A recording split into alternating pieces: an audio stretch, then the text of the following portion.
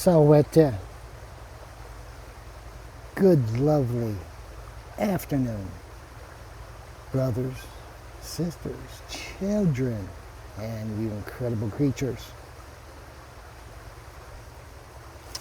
We are going to begin a new chapter of this book of second laws called Deuteronomy.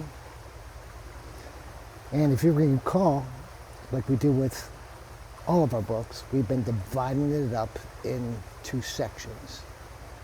Now with the 27th epistle begins part 3 of Deuteronomy. And with this, promises by Elohim for keeping his commandments, as well as threats. Some very apocalyptic and many hyperbolic by QUI EST for breaking his commandments.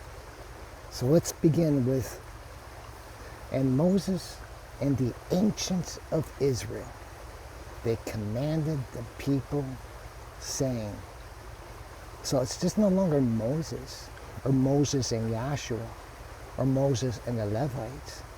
This time now, it's Moses and the ancients. Why? Well, especially in regards to the Septuagint, the 70 ancients. They corralled and kept charge of the Israelites' behaviors, their mannerisms, their courtesies, so to speak. And so with these precepts, they are so logical and straightforward to not only QUI EST, but to mankind as well, to his fellow mankind. So now the ancients are also informing the descendants of Jacob that these pertains to the laws of the land as well, man's laws. In fact, it say, keep every commandment that I command you this day.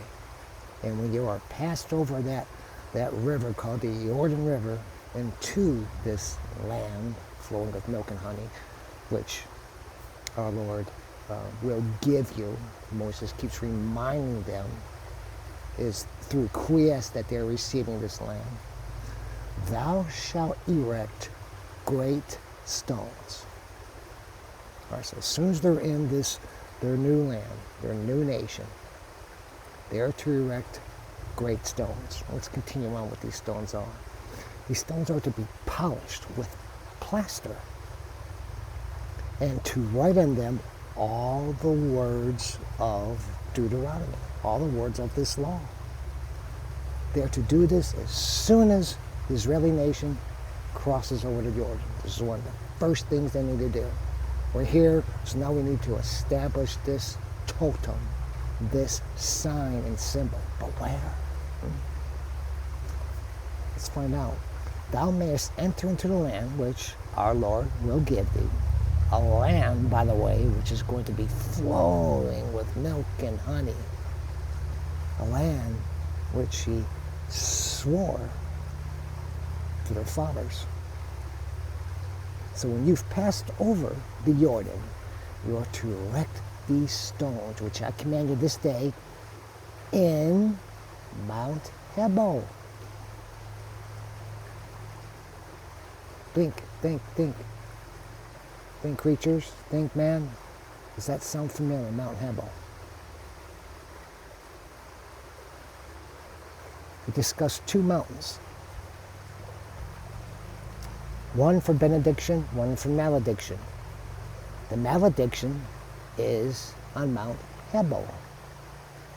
Hebal, I should say, Mount Hebal. And for the benediction, that's to be established on Mount Garizim. But that's all that was pretty much told. So now, Moses informed them what this means, what they are to do.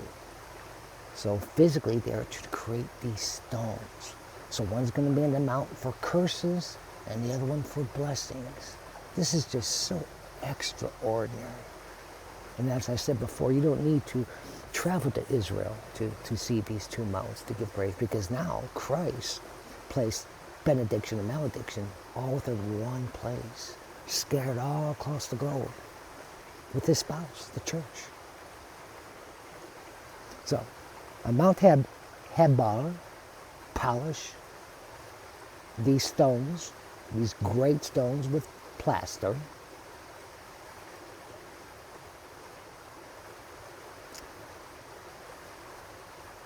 And thou wilt build also an altar to our Lord.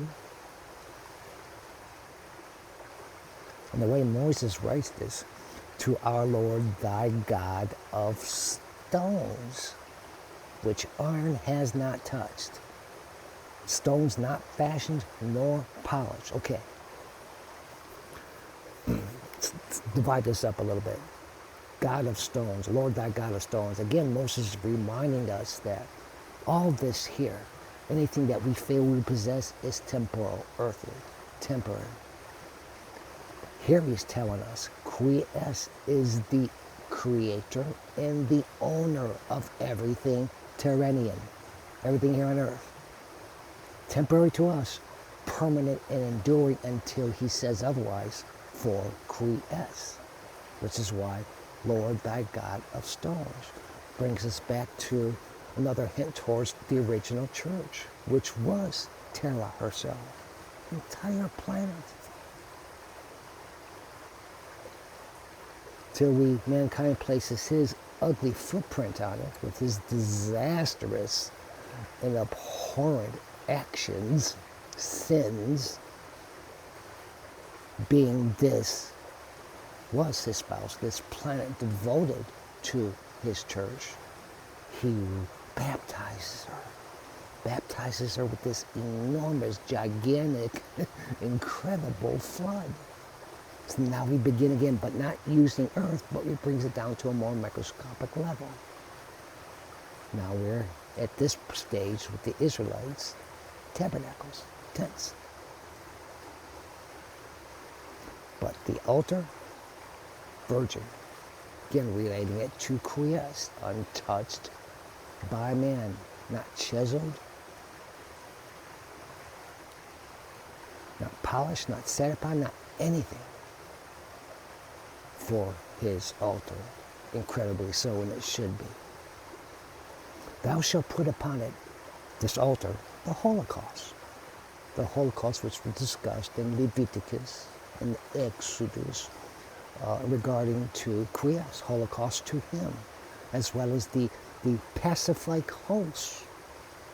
It'd be immolated on this altar, and they will eat and feast there before our Lord thy God by this altar. Thou shalt write upon these great stones all the words of this law. They are to be written plainly and clearly. Very understandable from the little tite on up to the adult. Plainly and clearly. And Moses and the priests who are of the Levi stock, the Levitical stock, they then exalt to all of Israel, all the people of Israel, attend and hear, Israel. This day thou art made the people of our Lord thy God. This is a pact. This is what's being announced vociferously here, fervently here, exuberantly here. We are now being made the people of QUI EST, this very special privilege. Out of all the humans walking about on this planet, this day and age, he chose us. But we are to hear his voice and do his commandments and justices. All these things he commands of us.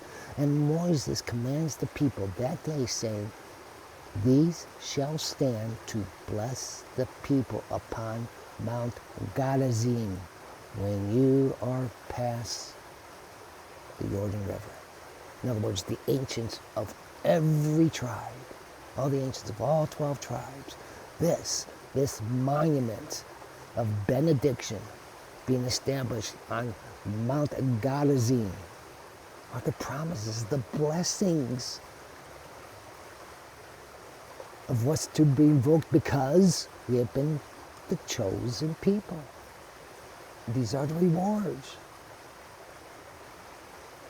Exciting stuff, huh? There's a lot more. Wait till we get to the apocalyptic curses. We thought the John's book on the apocalypse was atrocious. It was fearful, terrifying. Ooh. Coming up.